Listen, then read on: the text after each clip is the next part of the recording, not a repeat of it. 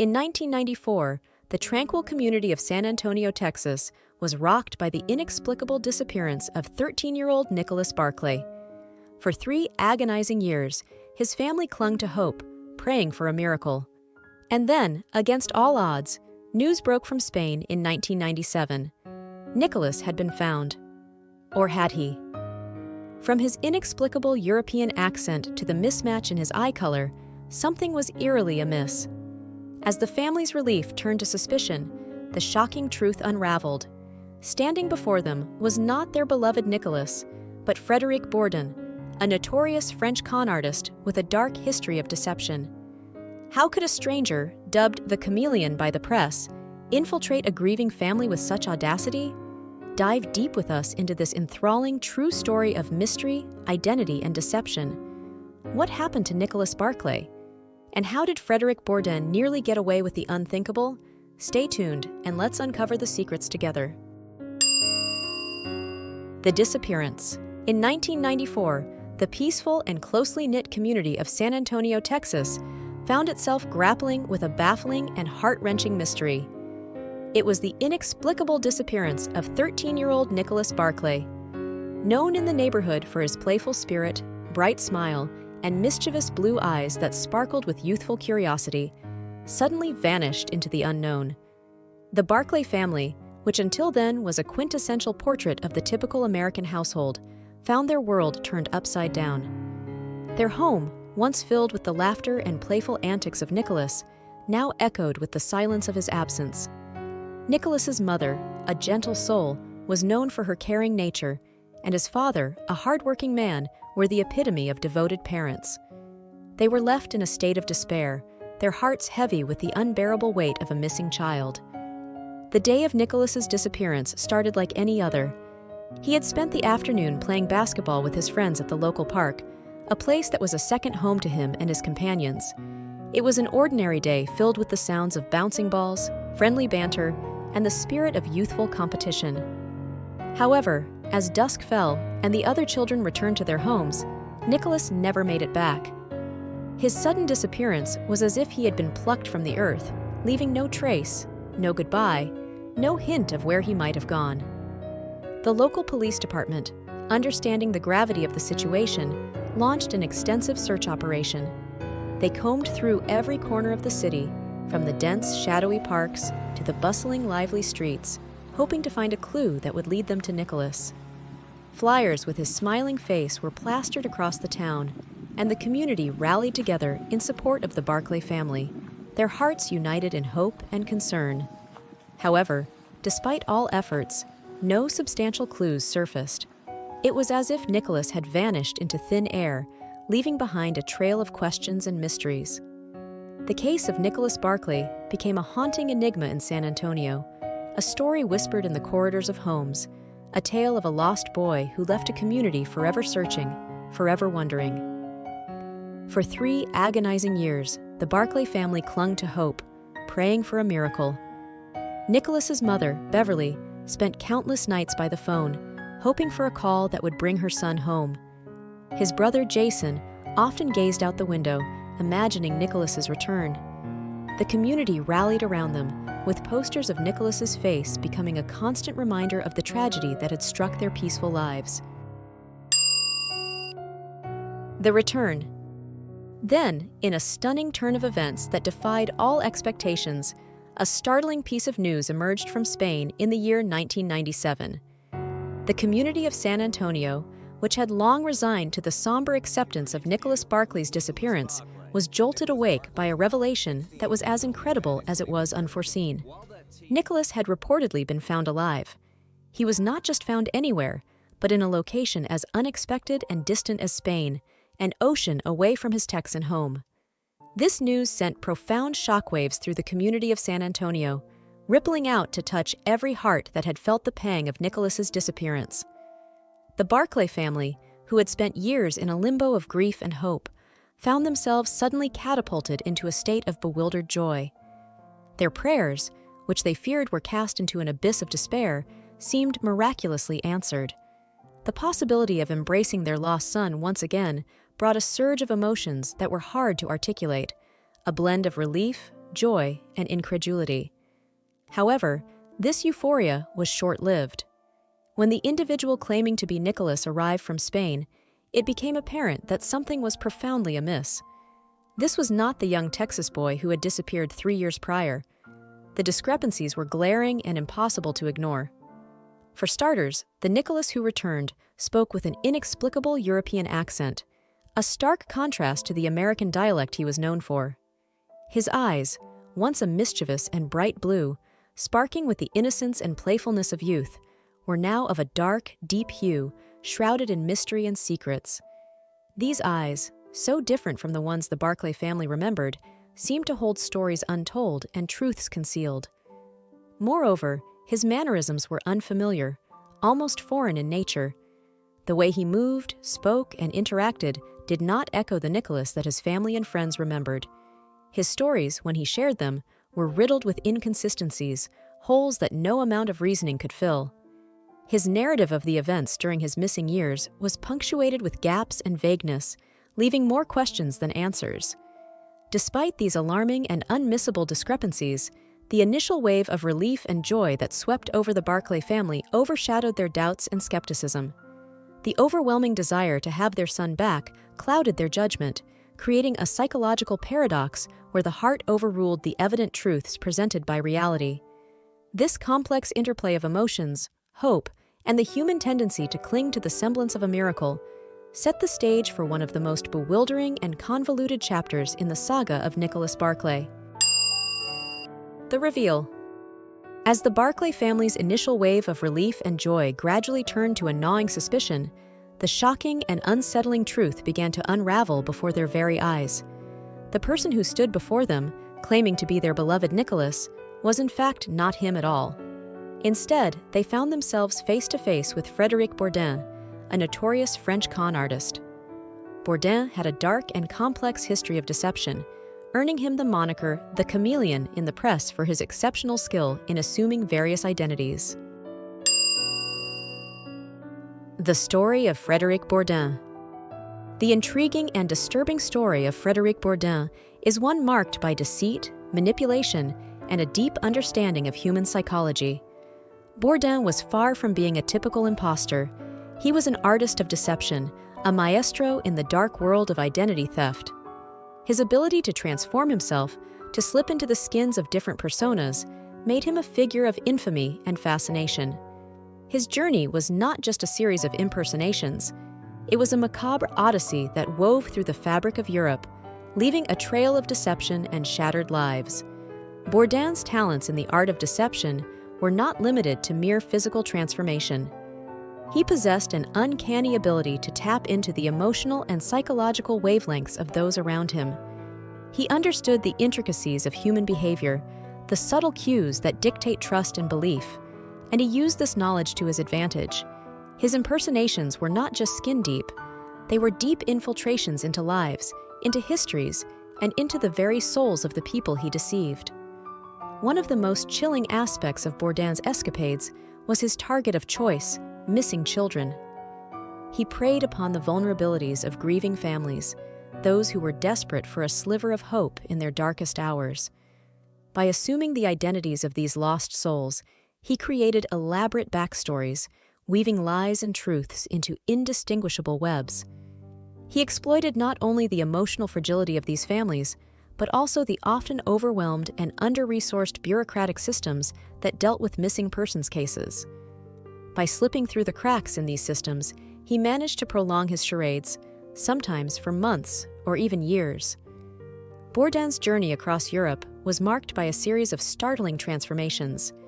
He meticulously crafted each identity, studying the background of the missing children he was impersonating, adopting their mannerisms, and often altering his appearance to fit their descriptions. His attention to detail was obsessive, from the way he styled his hair to the clothes he wore, to the way he mimicked their speech patterns and body language. This meticulous approach allowed him to create a convincing facade that could withstand initial scrutiny. However, beneath this veneer of different identities lay a more troubling reality. Each transformation was a psychological gamble, a balancing act between maintaining the illusion and not losing himself in the process. The emotional toll of living multiple lives, of juggling the truths and lies, of constantly looking over his shoulder was immense. Yet, Bourdin seemed to thrive in this high-stakes environment, drawing some perverse satisfaction from outwitting authorities and deceiving those around him. The families he deceived were left grappling with a complex mix of emotions: the initial joy of finding their loved one, followed by the crushing despair of realizing they had been duped. The realization that their deepest emotions had been manipulated for someone else's twisted game was a harsh betrayal that many struggled to come to terms with. The plan. Frédéric Bourdin's decision to impersonate Nicholas Barclay was not a premeditated plan, but rather a product of his opportunistic nature and a sequence of events that unfolded in his life of deception. In 1997, Bourdin found himself in Spain, a fugitive evading law enforcement for a string of previous impersonations. His life at this time was one of constant movement and evasion, always staying one step ahead of the authorities and the truth of his identity. While in Spain, Bourdin's situation took a critical turn. He was residing in a youth shelter in Linares, a place intended for the young and vulnerable. Here, amidst the transient population of the shelter, Bourdin faced a stark realization. His physical appearance was maturing, slowly eroding the youthful facade he had relied on for so long. His age, which was creeping into the territory of adulthood, was becoming a barrier to his habitual pattern of impersonating children, a tactic that had served as his modus operandi for years. He knew he needed to adapt his strategy. In this moment of forced adaptation, Bourdin decided to shift his impersonation tactics. He made a calculated decision to pose as an American teenager. This new identity would provide an explanation for his slightly older appearance and his foreign accent, which would be less conspicuous under the guise of an American youth who had spent considerable time abroad. The next step in Bourdin's plan involved finding a suitable identity to assume. In his search for a new persona, he came across a missing children's directory. It was here, in the pages filled with faces of lost souls and unsolved mysteries, that he discovered the case of Nicholas Barclay. Nicholas, a 13-year-old boy from San Antonio, Texas, had vanished without a trace in 1994, 3 years prior to Bourdin's search. This case presented Bourdin with an opportunity that seemed to perfectly align with his needs. Bourdin assessed Nicholas's case with the calculating eye of a seasoned imposter. He noted that the case was old enough to reasonably account for his own physical maturity. The slight changes in appearance that would have occurred to Nicholas over the 3 years could be used to explain away any discrepancies between himself and the missing boy. Furthermore, the case had not received significant media attention recently, which minimized the risk of immediate recognition or exposure. This lack of ongoing public interest in the case was a crucial factor in Bourdin's decision, as it reduced the likelihood of someone immediately identifying the differences between him and the real Nicholas. The deception. What truly baffled everyone was how Bourdin, a 23-year-old man, managed to convince not only the authorities, but also a deeply grieving family that he was a teenage boy from Texas. The answer to this perplexing question lay in a mixture of Bourdin's cunning artifice and the family's desperate need to cling to the hope of finding their lost son. Bourdin went to extraordinary lengths to craft his deception. He dyed his hair blonde and got a tattoo to mirror the descriptions of Nicholas. He delved deep into studying every aspect of Nicholas's life, familiarizing himself with intimate details to make his impersonation as convincing as possible. To cover the glaring inconsistencies in his appearance and accent, Bourdin spun harrowing tales of kidnapping and abuse.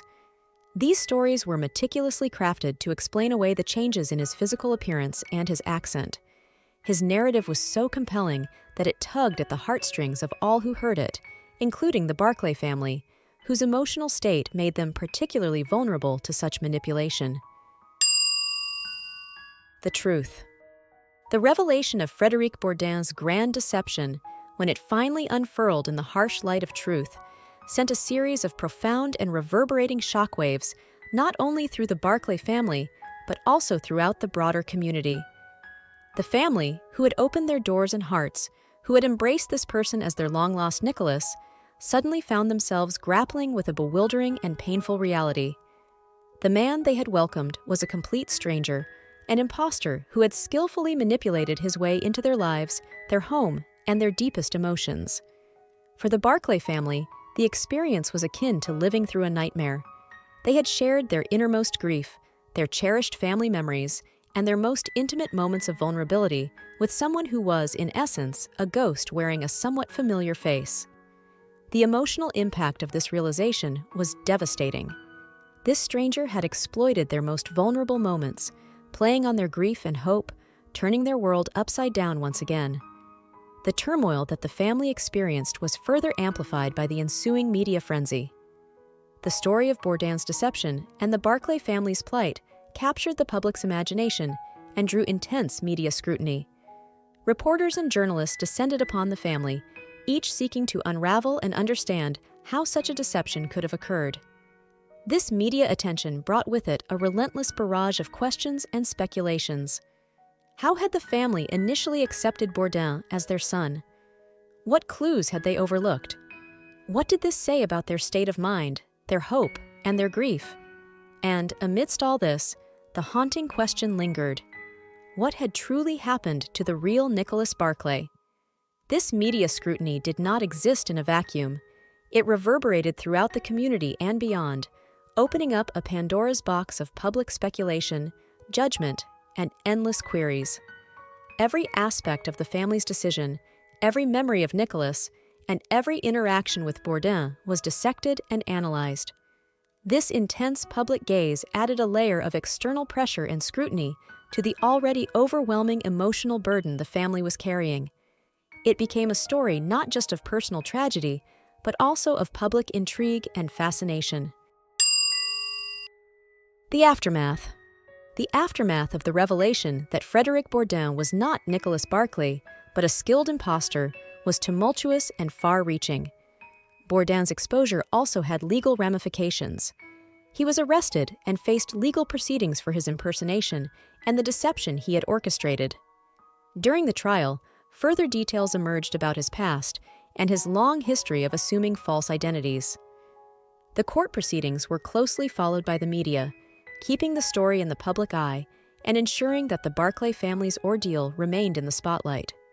For the authorities and those involved in the investigation of missing persons, the case was a wake-up call about the vulnerabilities in the system. It highlighted the need for more stringent verification processes and raised questions about how such a deception could have gone unnoticed for so long. Law enforcement agencies were prompted to review their procedures to prevent similar occurrences in the future. In the broader community and beyond, the case ignited a discussion about the nature of identity and the lengths to which some individuals will go to assume a new one. Bourdin, dubbed the chameleon by the media, became a subject of both fascination and horror, a symbol of the dark potential of human deception. His ability to manipulate not just individuals, but entire systems raised unsettling questions about trust and truth in modern society. For the Barclay family, the end of the legal proceedings did not bring closure. The lingering question of what happened to the real Nicholas Barclay remains unanswered, a haunting absence in their lives. The experience had a lasting impact on the family, shaping their interactions with the world and with each other. They had to rebuild their lives in the shadow of this extraordinary deception, finding a way to move forward while still holding on to the memory of Nicholas. This story, weaving through the complex tapestry of mystery, identity, and deceit, challenges our understanding of reality. Bourdin's successful infiltration into a grieving family, his audacious impersonation, and the eventual unraveling of his deception prompt us to ponder deeper issues of trust and vulnerability. Unfortunately, what really happened to Nicholas Barclay remains a haunting question, a mystery still shrouded in shadows. Join the conversation. Drop a comment to share your thoughts and insights. Don't forget to hit that like button and subscribe for more captivating content. Thanks for tuning in to Really Unreal. Join us tomorrow as we delve into the case of John Darwin, a man who was somewhat successful in faking his own death. Who would pay the price? Tune in to find out. Stay curious, stay connected,